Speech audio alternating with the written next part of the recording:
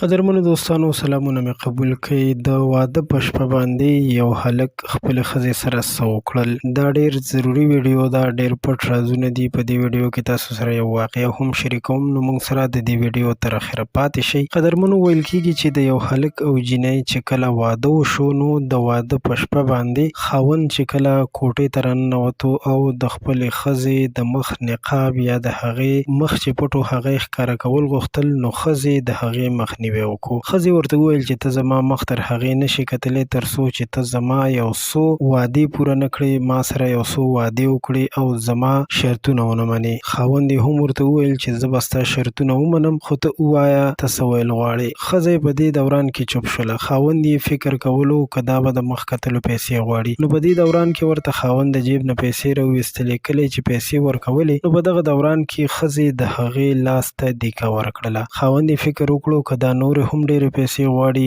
ځکه چې ځینې ځایونو کې د مخ کتلو رواج وي چې پیسې ورکوي. نو کله چې هغې نورې پیسې ورکولې، په دغه دوران کې بیا ښځې د هغه لاس ته دیکه ورکړه. نو خاوند یې ورته وویل چې د خدای دپاره ته ماته ووایه ته څه ویل غواړې، ما په ټول تفصیل باندې پوه کړه. ښځې ورته وویل چې زه ستا پیسې نه غواړم، خو ته ما سره یو واده وکړه، او هغه واده دا چې ته ما سره په خوشحالۍ ژوند تېروه، ما ته په وړو وړو خبرو باندې زما مور پلار زما کورنۍ مه کنځه. ځکه چې دغه ښځې د دې سړي په باره کې اورېدلي وو چې دا لږ د ده اخلاق ښه نه دي او لږ بد اخلاقه دی. نو د دې وجې نه ښځې د ده نه یو واده اخیستل غوښتل. په دغه خبرو سره خاوند هم دې ته وویل چې بالکل زه تا سره واده کوم چې زه به تا سره ښه ژوند تېروم، ستا مور پلار ستا کورنۍ به نه کنځم او یو د خوشحالۍ زندګي به تا سره تېروم. نو چې کله ښځې دغه خبره واورېدلې، هغه هم ډېره زیاته خوشحاله شوله او زړه ته یې د یو امن یو د اطمینان ساه ورکړله او خوشحاله شوله. ویل یې چې اوس به مې ما سره خاوند د خوشحالو زندګي تېروي. نو قدرمنو په دې ویډیو کې یو ډېر لوی سبق هم دی. هغه سبق دا دی چې هره ښځه غواړي چې خاوند ورسره په خوشحالۍ ژوند تېر کړي. یو ښځه هم دا نه غواړي چې د هغې خاوند یې هغې سره د لانجو د مشکلاتو ډکه زندګي تېره کړي او